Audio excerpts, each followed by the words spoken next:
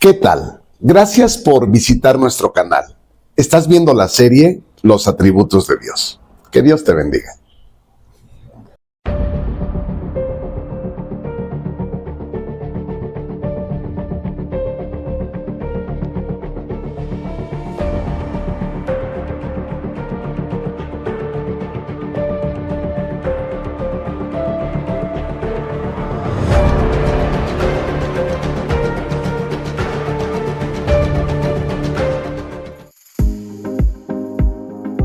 Conferencia número 4. Las cosas que Dios no puede hacer.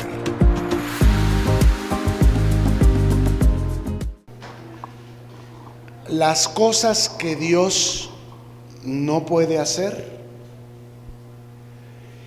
Y lo pusimos entre signos de interrogación, como lo pueden observar,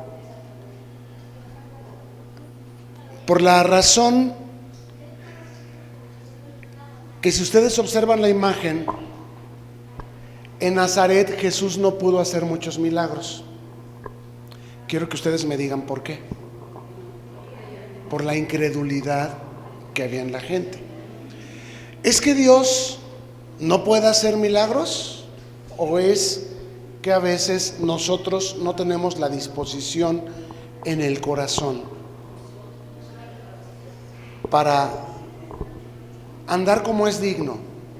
Y les digo andar como es digno porque muchas veces son nuestros pecados lo que está estorbando nuestra oración. No es Dios que no oiga, es que la falta de arrepentimiento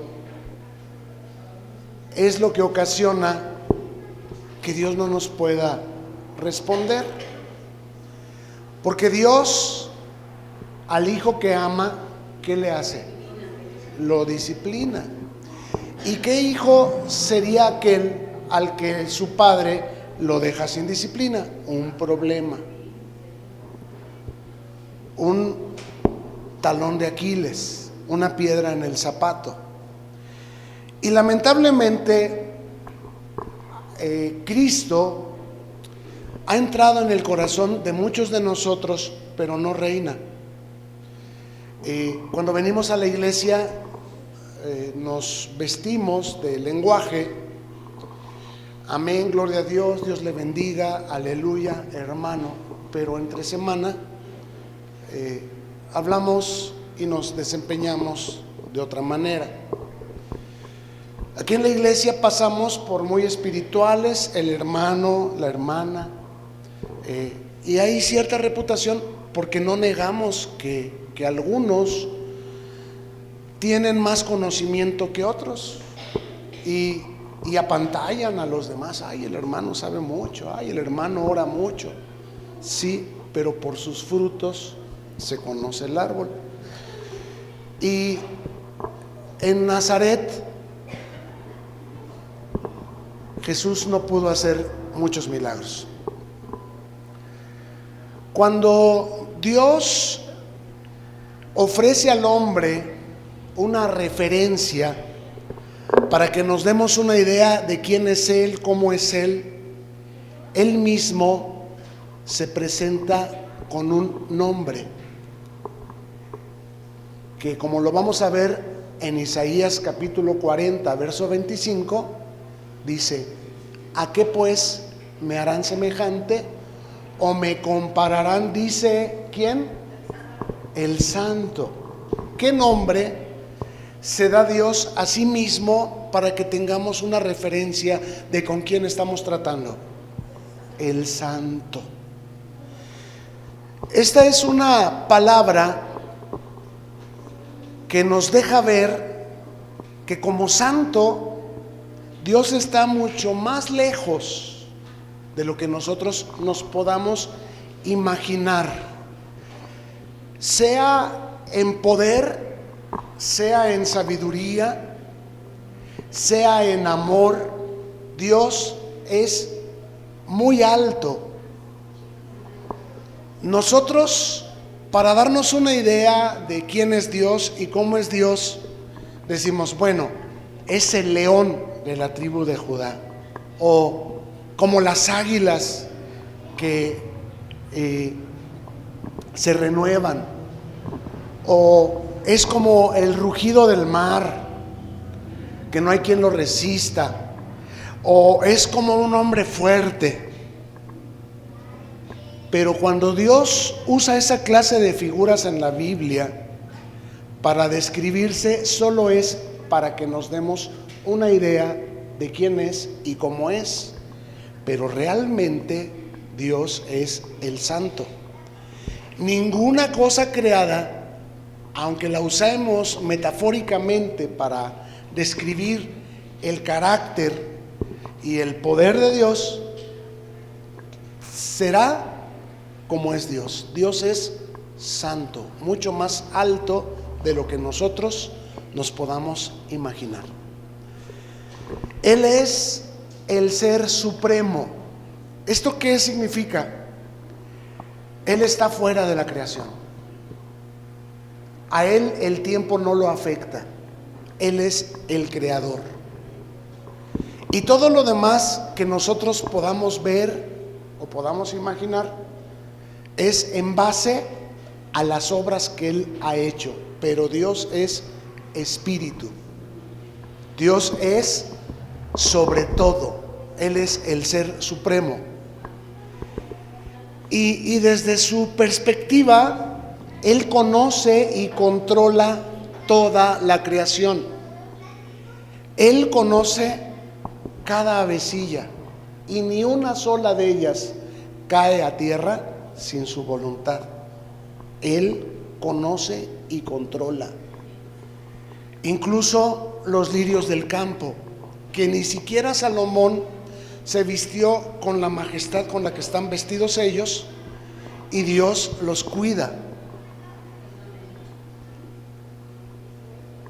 Dios, por lo tanto, está por encima de toda la creación, pero está atento, la conoce y la controla. Aún nuestros más íntimos pensamientos y cosas que ni nosotros nos damos cuenta que estamos pensando o que ocurrieron en nuestra vida, Él las conoce. Dios, por lo tanto, es creador y no criatura. De ahí su nombre, el Santo.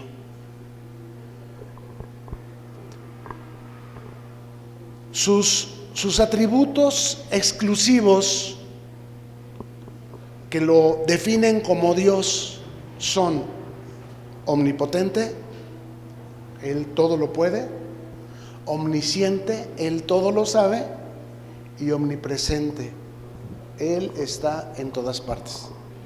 Solo Él.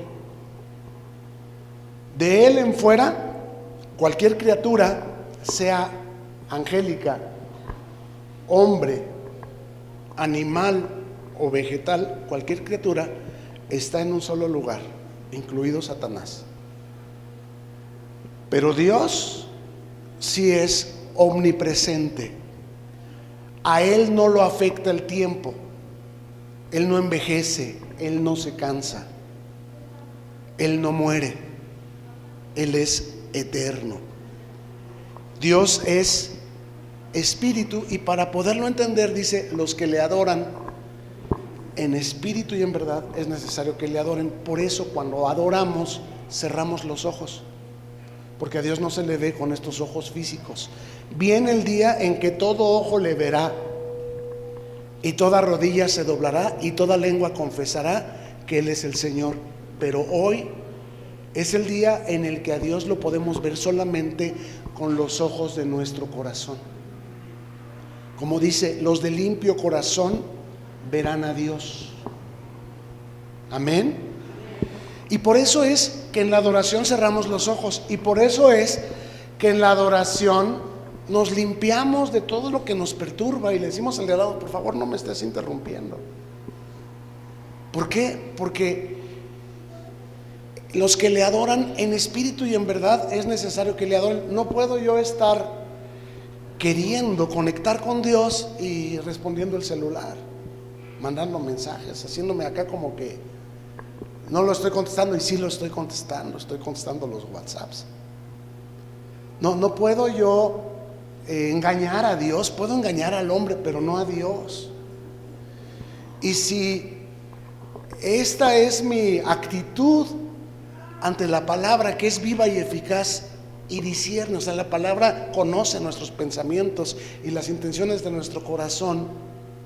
Si esta es mi actitud con su palabra de desdén, ay, pues qué importa que los niños corran, que jueguen, que las personas pasen, que vayan al baño, que estén comiendo, que estén comprando refrescos durante la adoración. Eso no lo debemos hacer. Durante la adoración debemos adorar a Dios en espíritu, sublimarnos, manifestar hambre y sed de justicia, tener hambre de Dios, deseo de encontrarnos con Él, amarlo sobre todas las cosas. En ese ratito me olvido de todo.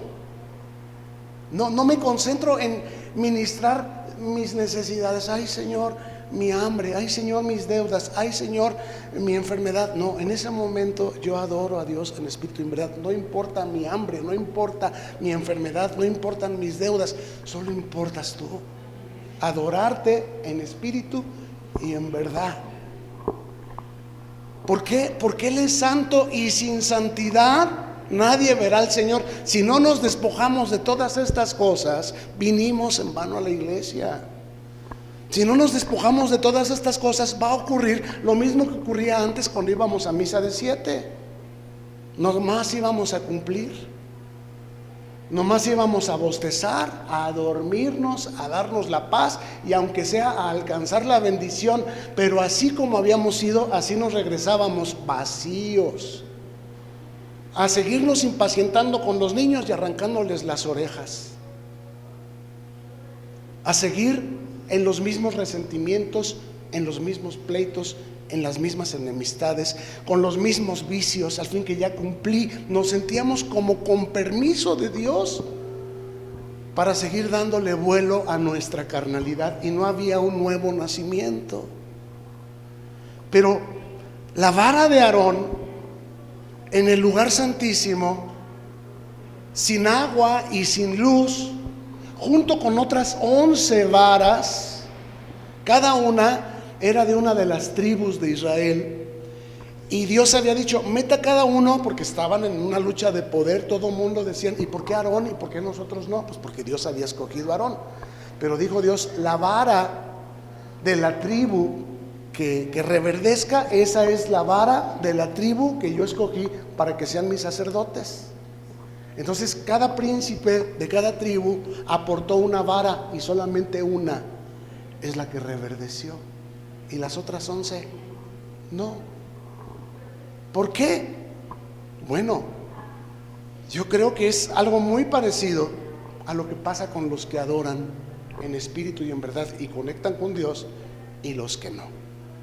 Los que se dejan distraer por todo y no santifican su tiempo con Dios. No apagan su celular, no le dicen a su familia: esta es mi hora de comunión con Dios, no me vayan a distraer, por favor. Yo creo que hay muchos que ni siquiera apartan una hora para pasarla a solas con Dios, y viven como los animalitos. Y perdón a los animalitos, porque los animalitos no dan gracias por la comida, nomás comen. Y no dan gracias por el nuevo día, no oran, nomás empiezan a ladrar, empiezan a hacer sus actividades. Y a veces a nosotros nos pasa así también, que no somos adoradores. En la iglesia sí, de apariencia, pero en el 24 horas, los 7 días de la semana, no. Y es aquí donde fallamos, porque Dios busca adoradores en espíritu, ¿y qué más? En verdad. Y la verdad incluye nuestras 24 horas de 7 días a la semana. Y Pablo dice: oren sin cesar. ¿Qué significa? Que todo el tiempo voy a estar ahí encerrado y de rodillas, y por mi culpa. Orar, más que un acto, es una actitud. Escuche, orar más que un acto de consagración, digo, debes tener un acto de oración, pero sobre todo debes tener una actitud de oración todo el tiempo, orar sin cesar. Cuando vas en el camino, estar orando para tu interior. Cuando estás platicando con alguien, estar orando para tu interior. Esto es orar sin cesar, una actitud. Amén. Dios implantó su marca en toda su creación, y por eso nos podemos dar una idea a través de las cosas creadas de cómo es Él. Nos damos cuenta que el jefe de una manada es el jefe de una manada porque se distingue de los demás, y los demás se someten, ¿cierto? ¿Quién los llevó a qué escuela a aprender liderazgo a ese jefe de manada? Es la naturaleza. La naturaleza nos enseña muchas cosas que como seres humanos racionales no estamos llevando a cabo con la sabiduría de Dios. La sabiduría de la creación es congruente con la sabiduría de la palabra. Cuando venimos a la palabra, ahí se nos enseña que el marido es la cabeza de la mujer, y que el marido debe amarla, que la mujer debe respetarlo. Y lo vemos en la naturaleza, que todos los seres creados hay una jerarquía de sometimiento a la autoridad del macho. Los hombres usamos la fuerza, la violencia para establecer una tiranía. Vas a hacer lo que yo digo y si no te pego. Vas a hacer lo que yo digo y si no, yo soy el que tiene aquí todas las cosas y te olvidas de todo lo que yo te doy. Entonces, dice, los maridos debemos amar a nuestra esposa como Cristo amó a la iglesia. O sea, no es una tiranía. El hombre separado de Dios nada bueno puede hacer, pero no podemos asumir la sabiduría y el Espíritu de Dios si no adoramos al Padre en espíritu y en verdad. Y otro ejemplo lo tenemos también en los pajaritos cuando crecen. ¿Qué hacen los pajaritos cuando sus hijos crecen? Les dicen, tráigase a su pareja y vivan aquí conmigo dándome muchos problemas. ¿O qué hacen los pajaritos? Los echan para que se desarrollen, se realicen, se vuelvan independientes, hagan su propia familia. ¿Y nosotros qué hacemos? Nosotros hacemos cosas muy distintas a lo que la palabra nos enseña. Dice, el hombre dejará a su padre y su madre y se unirá a su mujer y serán los dos una sola carne. No tendrán mamitis, ni uno ni otro. Pero en la realidad, en la sociedad humana hay muchas anomalías naturales. ¿Por qué? Porque Satanás se metió con Eva y le dijo, mira, lo que tú tienes que hacer es conocer el bien y el mal, y tú tienes que ser como Dios. Y no fue eso lo que hizo Eva. Ahora ella decide qué es bueno y qué es malo, y lo que la Biblia dice, ay, pues no sé. Dios es amor y a todos nos va a aceptar allá en el cielo, y a nadie va a mandar al infierno porque Él es bueno. Tienes razón, Dios es amor y Dios es bueno, pero hay otras cosas que necesitas aprender de Dios, que su palabra es verdad y que todos seremos juzgados conforme al Evangelio, y que el Evangelio es el manual para el ser humano. Entonces, si no nos hubiera sido dado Biblia y si no nos hubiera sido raciocinio, entonces seríamos como los animalitos y haríamos las cosas que hacen los animalitos. A lo mejor seríamos como los orangutanes. ¿Y saben ustedes que los orangutanes son monógamos? Son hasta mejor que nosotros. Alguien se quedó, ¿y qué es monógamo? Que tienen una sola pareja toda su vida. Son fieles para siempre. Los pingüinos, ¿saben que son monógamos? Es increíble que haya animales menos animales que nosotros. Es increíble que al perder de vista por medio de las cosas hechas, la sabiduría de Dios, y al perder de vista la palabra, por tener una religión y por cumplir nada más, se nos haya escapado el espíritu de verdad, el espíritu de justicia, el espíritu de fe que nos lleva a esta excelencia. ¿Cuánto nos ahorraríamos si el hombre y la mujer fueran fieles? ¿Cuánto nos ahorraríamos si fuéramos de nuestra palabra desde el principio? ¿Qué le dijimos a Dios y a la gente el día que tomamos esta mujer por compañera? Que era para toda la vida, hasta que la muerte nos separara. Más pronto cantó un gallo. ¿Verdad que sí? O sea, es lamentable que el hombre ignore las escrituras y el poder de Dios que hay en ellas. Y es lamentable que teniendo nombre de que vivimos, también nosotros nos perdamos de una salvación tan grande porque estamos atendiendo el celular, porque el niño no le decimos, hijo, cuando está la adoración, siéntate por favor, escucha, se juega después, hay un tiempo para jugar, y hay un tiempo para adorar, y hay un tiempo para estudiar, para escuchar. Todo tiene su tiempo debajo del sol. Si no somos capaces de disciplinarlos, ¿qué hijo va a ser ese cuando crezca? Un problema para ti. Si lo amas, dale a Cristo, enséñale a adorar a Dios en espíritu y en verdad sobre todas las cosas.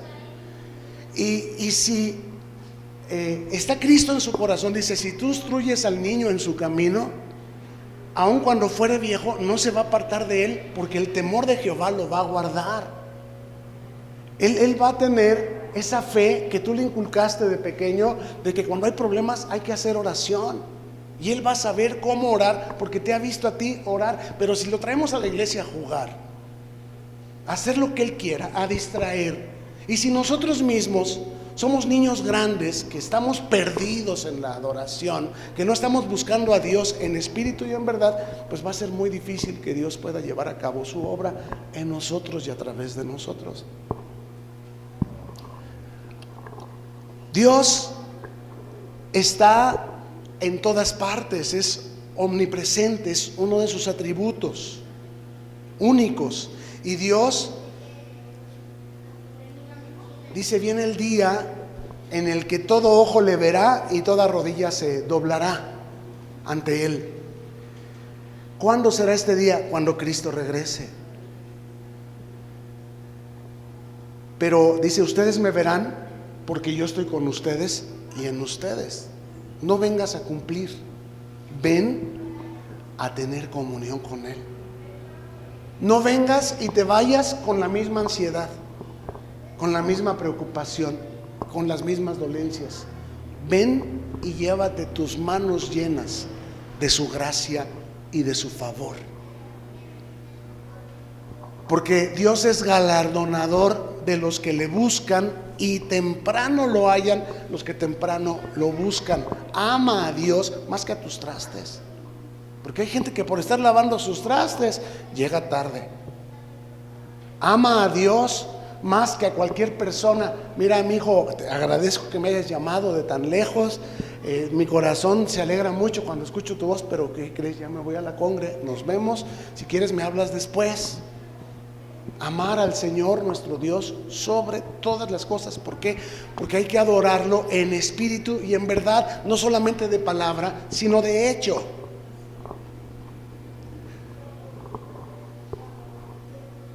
Su omnisciencia le permite estar en control absolutamente de todas las cosas en el cielo y en la tierra. ¿Qué es la omnisciencia? Dios todo lo sabe. Dios sabe lo que estás pensando. Dios sabe cuando llegues a la esquina con quién te vas a encontrar y qué te va a decir y qué le vas a responder. Dios sabe lo que va a pasar el martes en tu vida. Y Él está en control tanto de lo bueno como de lo no bueno que viene a tu vida.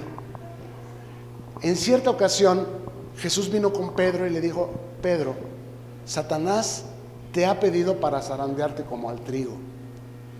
Y Pedro dijo, no puede ser. ¿Y tú qué le dijiste? ¿Verdad que no se lo permitiste? ¿Y qué le contestó Jesús? He rogado que no falte tu fe. Es decir, todo lo que nos pasa, bueno o malo, está bajo el control de Dios. Y lo que Dios quiere es que no falte algo en nosotros. ¿Qué es? La fe, a pesar de lo que tengas que pasar. La evidencia de fe, bueno, es el gozo, es la paz y es la oración.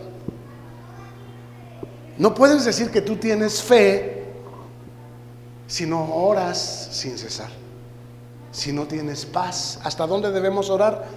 Hasta recibir paz. Y si no tienes gozo en las diversas pruebas, porque las pruebas, como le dijo Jesús a Pedro, son necesarias. ¿Y por qué son necesarias las pruebas? Pues lo dice también Santiago: hermanos míos, tengan por sumo gozo cuando se hallen en diversas pruebas. De que vas a pasar por las pruebas el martes o el jueves o al ratito, vas a pasar. Pero la elección, donde sí tienes elección, es cómo vas a pasar por las pruebas: con angustia, con desesperación, con estrés o con sumo gozo. No sé, ahorita me dices como Pedro: uy Señor, yo jamás te negaría, yo daría mi vida por ti, yo pasaría con gozo por las pruebas. Ahorita todos me contestan por gozo, pero ya te quiero ver al ratito, a ver si es cierto que tienes gozo. Y el gozo es fruto del Espíritu, lo cual significa que es consecuencia de una vida de oración. Y para orar hay que adorar en espíritu y en verdad.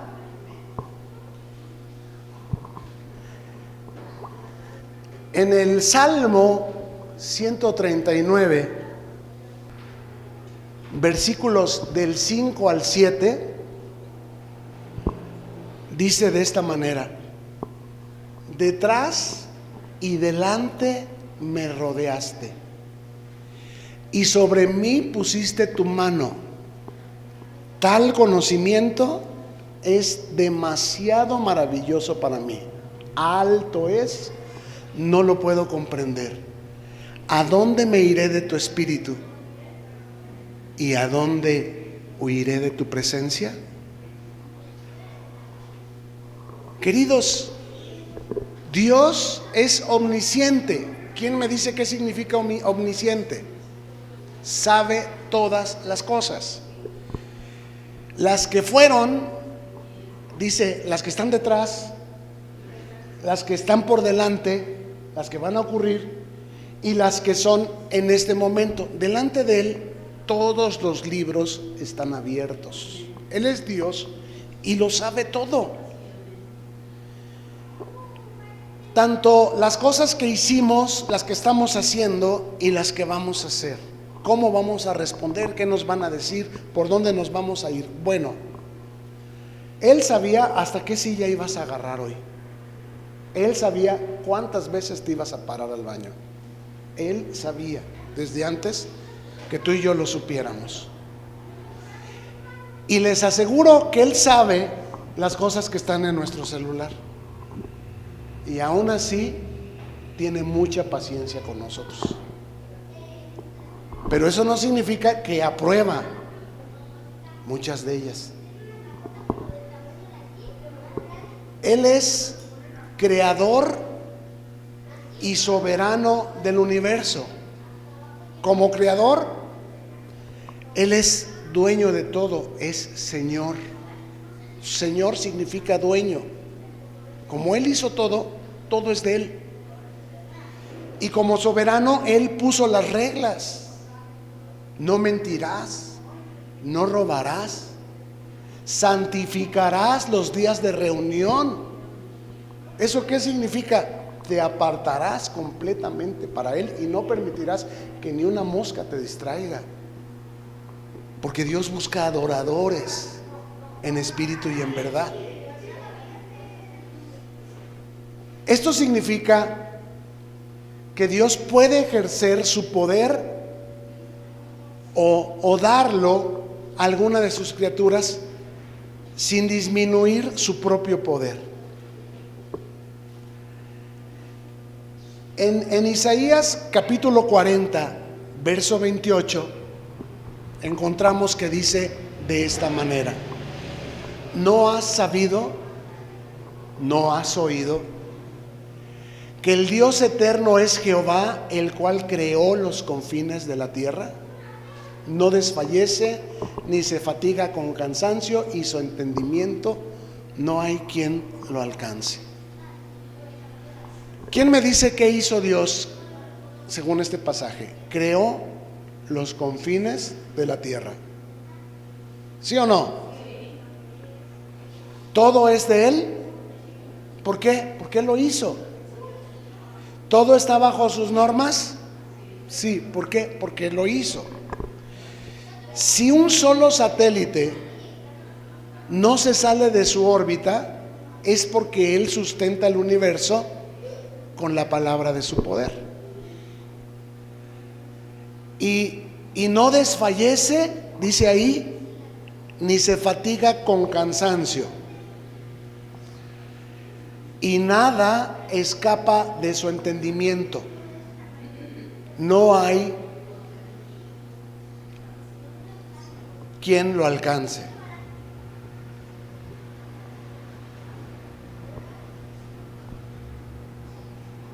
Y aquí es donde está su gracia. Escuche lo que voy a decir. A los que le recibieron y creyeron en su nombre, les dio la potestad de ser hechos hijos de Dios.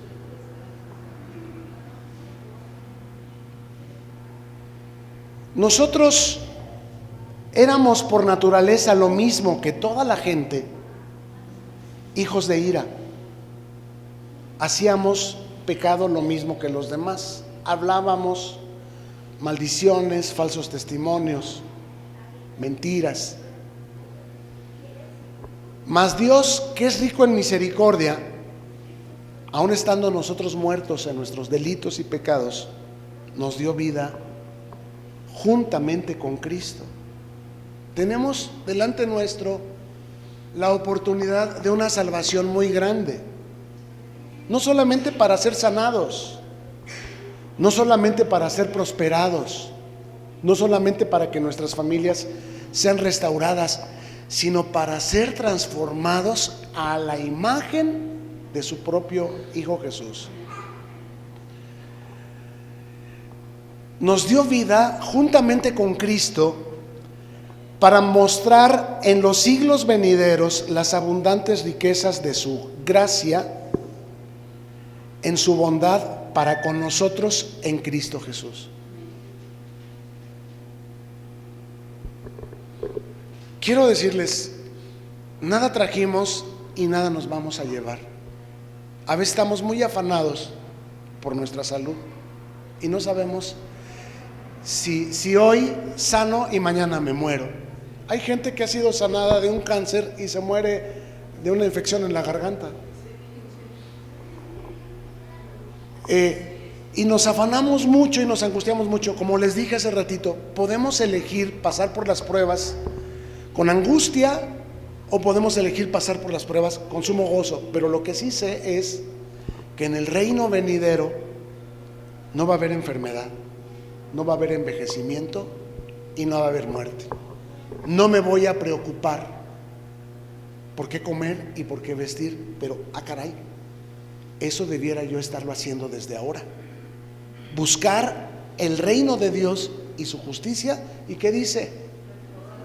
Pero por estar buscando arreglar el mundo, por estar buscando el qué comer y el qué vestir, ¿cuántas veces descuidamos el reino de Dios? Dios es amor y dio a su Hijo unigénito para que todo aquel que en Él crea no siga viviendo de una manera perdida, sino que tenga vida eterna y abundante. A veces nosotros solamente queremos lo abundante, y vuelvo a lo mismo. Por buscar la abundancia descuidamos la eternidad. Y dice la Escritura: amado, yo deseo que tú seas prosperado en todas las cosas y que tengas salud, así como prospera tu alma. Si tu alma prospera, va a prosperar tu salud y va a prosperar todo lo demás. Pero si tu alma no prospera, tu enfermedad va a acabar con tu economía. Los problemas en los que te metes tú y tu familia van a acabar con tu economía. Y esos problemas van a acabar con tu salud. ¿Y sabes qué es lo peor? Pobre del pobre que no va al cielo, porque estás en un desequilibrio. Le das nomás al mundo y no le das a Dios lo que es de Dios. Debieras amar a Dios sobre todas las cosas, y las demás cosas te vendrían por añadidura. Y no debieras buscar a Dios por lo que te da, sino por lo que Él es. Porque si tú vienes, porque te dijimos ven y se van a acabar tus problemas, y no se acaban tus problemas, pues vas a dejar de venir. Pero si tú vienes y no se acaban tus problemas, tarde o temprano Dios va a honrar tu fe de alguna manera. Y para empezar, tengo sumo gozo cuando me hallo en diversas pruebas. ¿Alguien se acuerda de cuál es la paga del pecado? Muerte. ¿Y cuál es la dádiva de Dios en Cristo Jesús? Vida eterna. A un cuerpo resucitado o transformado, que ya no lo afecte el tiempo, que no envejezca, que no se enferme y que no tenga que morir. Pero no cualquiera va a estar en esa eternidad. ¿Por qué sacó Dios al hombre de la eternidad? Porque el pecado había entrado en el hombre. ¿Eso qué significa? Que sin santidad nadie verá al Señor. ¿Se imaginan ustedes que Dios vuelve al hombre eterno otra vez, y que ahí entran los ladrones, que ahí entran los adúlteros? ¿Qué va a pasar? Eternamente ya no van a morir. ¿Qué va a pasar? Le van a echar a perder el reino. Entonces, como usted puede darse cuenta, la paga del pecado es muerte. ¿Por qué? Porque Dios disminuyó la vida del hombre para aquellos que no tienen remedio, a los que se les han dado muchas oportunidades y no se quisieron arrepentir. ¿Y cuál es la promesa para los que le recibamos y nos arrepintamos? Que tendremos vida eterna. La dádiva de Dios es vida eterna. Dios nos hace partícipes de su naturaleza divina, también en el sentido de eternidad. ¿Y qué es lo que no es eterno? Aquello que está bajo el desgaste del tiempo. El tiempo desgasta a las criaturas que no son eternas, y las cosas, de tal manera que las hace obsoletas y las sentencia a un fin. Es cuando dicen todo tiene un principio y un fin. Y bajo este sol, mientras este sol siga brillando, porque acuérdense que también el sol se oscurecerá y Jesucristo será el sol de justicia. Mientras este sol esté vigente, todo está sujeto al tiempo y consecuentemente a la muerte. ¿Qué quiero decir? Desde que nacemos comenzamos a envejecer hasta que nos morimos. Pero Dios es el ser supremo, y Él está fuera de la creación, de tal manera que, como dijimos, es eterno y a Él no lo afecta el tiempo. ¿En dónde vive Dios? En gloria, en donde ni polilla ni hollín corrompen. ¿A dónde nos llamó Dios? A su gloria eterna. ¿A quiénes? A los que le recibieron, creyeron, se arrepintieron y vivieron conforme a su voluntad. Dios es luz. ¿Hay diablo allá en el cielo, en su eternidad gloriosa? No, el diablo será atado por 1000 años en el reino de Cristo sobre la tierra. Y no hay En él ninguna tiniebla ni ninguna maldad, pero sin santidad, sin arrepentimiento, sin vivir conforme al reino de Dios, nadie verá a Dios. Como se dan cuenta, somos llamados a una gloria inefable. Significa muy difícil de explicar, que no hay palabras que la describan. Eterna, que lo más que podemos entender es inafectable por el tiempo, porque ya no habrá sol. Este sol no existirá. Jesucristo será el sol de justicia. Toda la demás creación está sujeta bajo el imperio de la muerte y del pecado. Aún, ¿ustedes creen que Lázaro, al que resucitó Cristo, se haya vuelto a morir? Pues sí. ¿Aún los que Cristo sanó se habrán vuelto a enfermar? Pues sí. Envejecieron y murieron. Pero cuando resuciten, resucitarán en cuerpos eternos, glorificados a la imagen del de Cristo. Como dijo Cristo, el que cree en mí, aunque esté muerto, vivirá y no volverá a sufrir la muerte segunda. Entonces, ¿a qué se refería Dios cuando dijo hagamos al hombre a nuestra imagen y semejanza? Que Él comenzó en nosotros una obra de transformarnos de pecadores a santos. ¿Cómo se llama el Espíritu de Dios? ¿Espíritu qué? Santo. Y el Espíritu Santo santifica, es decir, nos hace santos. ¿Qué es santo? Es apartado. Dios es santo, está apartado de la creación. ¿A nosotros de qué nos aparta el Espíritu Santo? Del pecado, de la ignorancia de la Escritura, de la incredulidad. ¿Es probable que alguien justo se enferme y muera? Sí. ¿Pase por la cárcel? Sí. Pero lo que no es probable es que a alguien justo le ocurran esas cosas y se deprima, se suicide.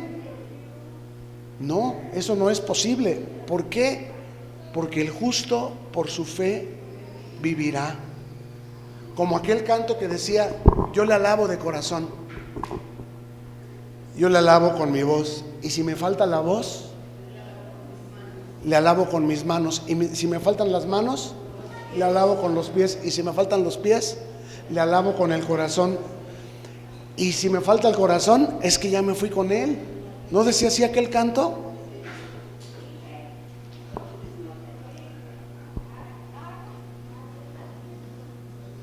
Cuando el hombre muere, ¿a dónde sube su espíritu?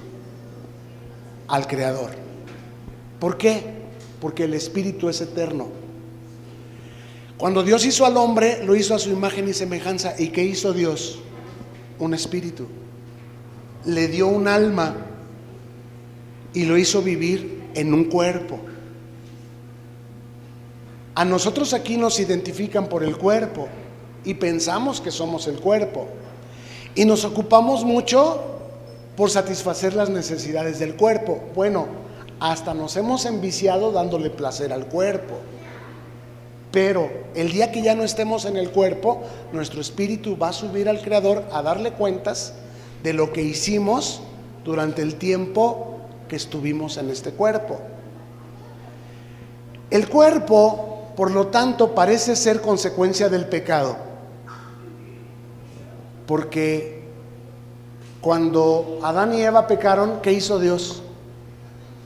Los vistió con túnicas de piel. Entonces parece ser que el cuerpo es un cuerpo de humillación, que se cansa, que envejece, que tiene hambre, que se enferma, que está vulnerable a las acciones de la naturaleza, a la necesidad, que se estresa y que muere. ¿Están de acuerdo?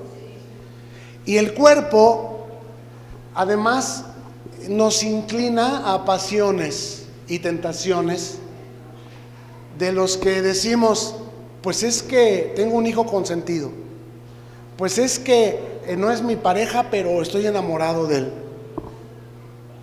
¿Saben de lo que hablo? El cuerpo tiene concupiscencias, pero cuando recibimos a Cristo en nuestro corazón, algo ocurre. Comenzamos a llamar a Dios Padre, Padre nuestro. Y poco a poco se van rompiendo las ataduras de pecado a las que estaba ligado este cuerpo. Se trata de un nuevo nacimiento. En Tito, capítulo 1, verso 2,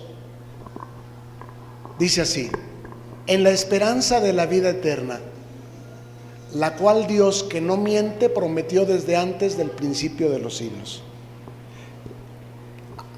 Cosa número 1 que Dios no puede hacer, ¿cuál es? Está subrayada ahí: no miente. Ahora, quiero que vean el pasaje. En la esperanza de la vida eterna. ¿Cuál es la esperanza que nosotros como cristianos debemos tener? ¿Mejor casa? ¿Mejor familia? ¿Mejor coche? ¿Mejor mundo? ¿Que lo mejor está por venir? ¿Que se van a componer las cosas? ¿Esa es la esperanza que debemos tener? ¿O qué nos dice la Escritura respecto a las cosas que están por venir? Todo lo contrario. Mire, ni siquiera necesitamos la Escritura para darnos cuenta. Yo, por ejemplo, ya se fueron 2/3 partes de mi vida. Lo quiera o no, dentro de pocos años yo ya me voy a reunir con el Señor. Y yo ya me estoy preparando. Porque aunque yo me siento bien juvenil y me veo bien saludable a mí mismo, yo sé, porque está escrito, cuánto es el tiempo que viven los seres humanos. Y mi esperanza no es, uy, no, yo tengo 59, pero me voy a portar como de 30. Me puedo portar como de 30 y seré un ridículo viejo rabo verde. Que a lo mejor a alguien engañe, porque digan, ay, tiene 59, ay, no lo puedo creer, ay, de veras, ay, se ve bien jovencito. Y quiera yo o no, mi esperanza no queda aquí. Yo quisiera muchas cosas que me voy a ir sin haberlas recibido, pero tengo la promesa de que en la vida eterna las veré. Abraham se murió y no vio de cuántos hijos fue padre, no vio, pero se murió creyendo que Dios es fiel para cumplir todo lo que le había prometido. Entonces, queridos, muchas cosas que ustedes quieren y que son sueños guajiros no los van a tener. No es por la salud por lo que estoy aquí, no es por la economía por lo que estoy aquí, no es por mis hijos o por la familia, no, es por el Señor que estoy aquí, que me llamó de las tinieblas a su luz admirable. Y sí, por Él soy mejor esposo, mejor padre, mejor persona, mejor ser humano. Y yo por eso cada palabra que le doy a mis hijas, a ustedes, la cuido que sea más exacta, porque a lo mejor ya no la pueda yo componer o repetir más adelante. Y por eso es tan importante para mí cumplir mi carrera y acabarla como es correcto, habiendo transformado sus vidas, y no engañarlos de que pues ya vinieron, ya cumplieron, ya váyanse y sigan viviendo como si nada. No, eso no es cristianismo. Bueno, a lo que voy es, estamos llamados a la esperanza de la vida eterna. Lo que estamos, donde hacemos nuestros tesoros es allá y no aquí. Y Dios no miente, o sea, es tan ciertísimo que este mundo se va a poner peor, por más que haya gente que ore por la paz y por más que haya gente que ore contra los terremotos y los incendios. Son cosas que tienen que pasar, están escritas, que así sean. Y bueno sería que los que se mueran en estas desgracias estén en el Señor. Por eso debemos predicar el evangelio a toda criatura, y por eso debemos atender con más diligencia a la salvación a la que hemos sido llamados. ¿Por qué? Porque Dios nos llamó desde el principio de los siglos a la vida eterna. Fíjese lo que le voy a decir. Dios le dijo a Adán y a Eva, díganme ustedes, ¿sí o no? El día que comas de este fruto, ciertamente morirás. Y si no hubieran comido, ¿qué tendrían ellos? Vida eterna, no hubieran muerto. Nos hubiéramos ahorrado tantísimas cosas. Y lo mismo nos está diciendo el Señor a ti. La dádiva de Dios es vida eterna en Cristo Jesús. Nosotros podemos decir, pero ¿cómo es que dudaron de la palabra de Dios? Nosotros también dudamos. Y nosotros cada día necesitamos atender con más diligencia la palabra. Termino con este pasaje. ¿Qué otra cosa Dios no puede hacer? 2 de Timoteo capítulo 2 verso 13 dice: si fuéramos infieles, Él permanece fiel. Él no puede negarse a sí mismo. Dios no se contradice. Dios dijo que la paga del pecado es muerte, y aquí estamos muriendo. ¿Por el pecado de quién? De Adán y Eva. Pero también dijo, la dádiva de Dios es vida eterna en Cristo Jesús. Ahí estaremos. ¿Por quién? Por Cristo. Y por la fe que Él mismo nos dio. Él no puede negarse a sí mismo. Vamos a ponernos sobre nuestros pies y vamos a hacer oración.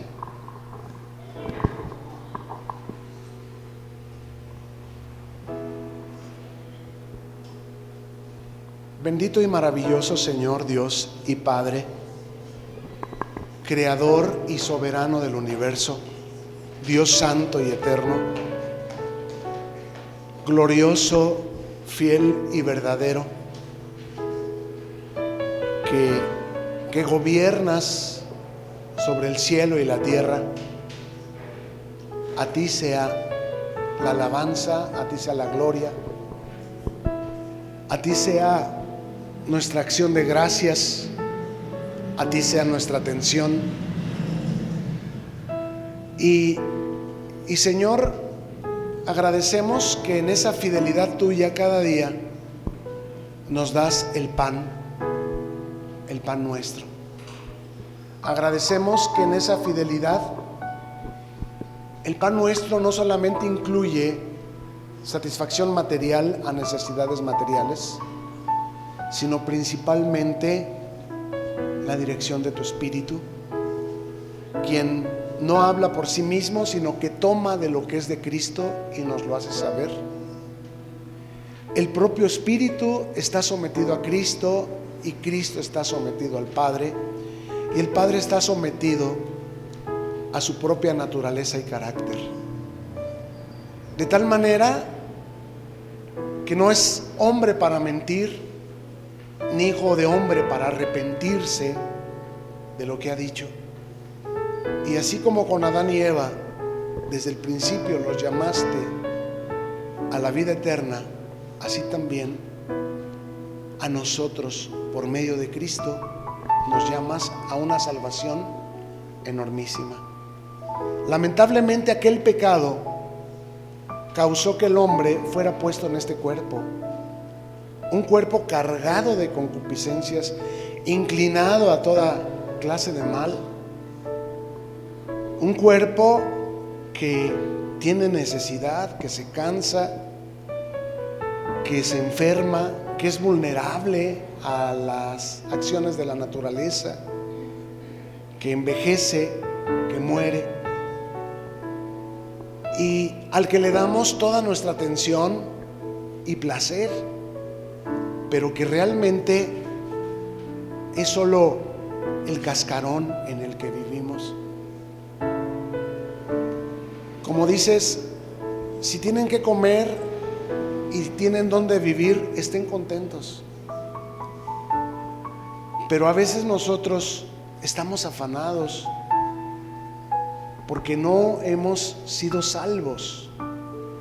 Y el propósito de la obra de Cristo es la salvación de nuestras almas, es decir, nuestra mente. Que tengamos la mente de Cristo y no la mente del cuerpo. Que Cristo sea nuestra cabeza y no el cuerpo, porque si el cuerpo tiene sueño, no nos levantamos, no hicimos nuestro estudio. Si el cuerpo está cansado, no vinimos a la iglesia, no tenemos la mente de Cristo, tenemos la mente del cuerpo. Y ocuparse de la carne es muerte, es separación de Dios, y ocuparse del Espíritu es vida y es paz.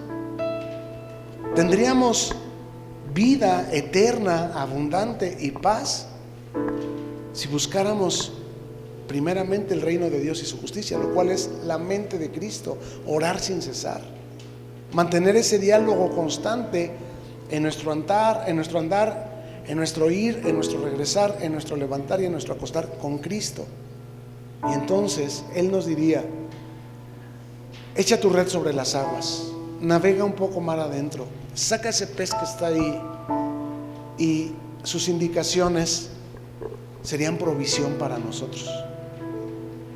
No tendríamos que preocuparnos tanto por qué comer, por qué vestir, por amontonar, por recoger, por guardar,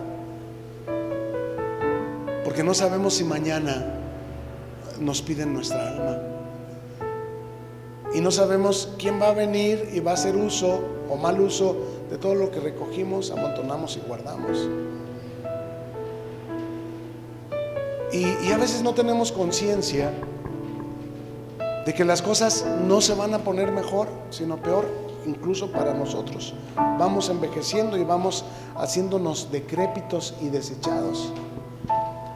Vamos perdiendo las facultades de caminar, de oír y de ver, y la gente se empieza a burlar de nosotros porque somos lentos, porque no oímos, porque no vemos. Se burlan hasta si usamos lentes, se burlan si tenemos arrugas o si tenemos canas, se burlan hasta si cumplimos años. Hay gente que no saben lo mal que hacen sentir a otros con sus palabras descuidadas.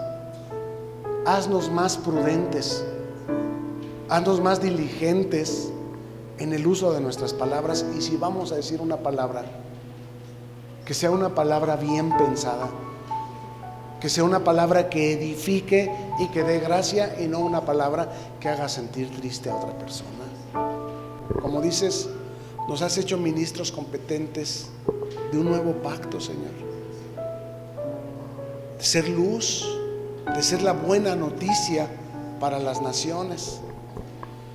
Yo agradezco, Señor, tu presencia en medio nuestro, tu palabra, y te ruego que nos ayudes a ser adoradores en espíritu y en verdad. Y te suplico, Señor, que cada minuto que nos quede de vida seamos más conscientes del peso que tiene este minuto para instruir a los niños, porque muy rápido crecen y se van y ya no les ve uno ni el polvo. Y que seamos capaces de profetizar, es decir, darles tu palabra, y si ellos no la quieren hacer, pues que sepan un día, cuando se cumpla lo que dijimos, que hubo profeta entre ellos. Pero que no sea que no les dijimos por lo que se perdieron. Que nosotros seamos valientes, diligentes y prudentes para decir tu palabra, Señor, para ser más responsables de nuestra actitud en toda relación con cualquier persona con la que tengamos algo que ver, Señor. Que vivamos para tu gloria. En amor de tu precioso nombre, venga tu reino y se establezca en nuestra mente, en nuestro corazón, en nuestra vida, y no se haga lo que nosotros, porque lo que nosotros no nos lleva más que a perdición. Que se haga tu voluntad, que es buena, agradable y perfecta. y que podamos ser salvos nosotros y toda nuestra casa, si así está en tu voluntad, Señor. En amor del nombre de Cristo Jesús, amén. Damos una ofrenda de aplausos al Señor. Gracias por llegar al final de este video. Oramos que te sea de provecho y que lo puedas compartir con quienes tú sabes que les bendecirá también. Suscríbete y no te olvides de darle like. Hasta la próxima y mientras tanto, que Dios te bendiga.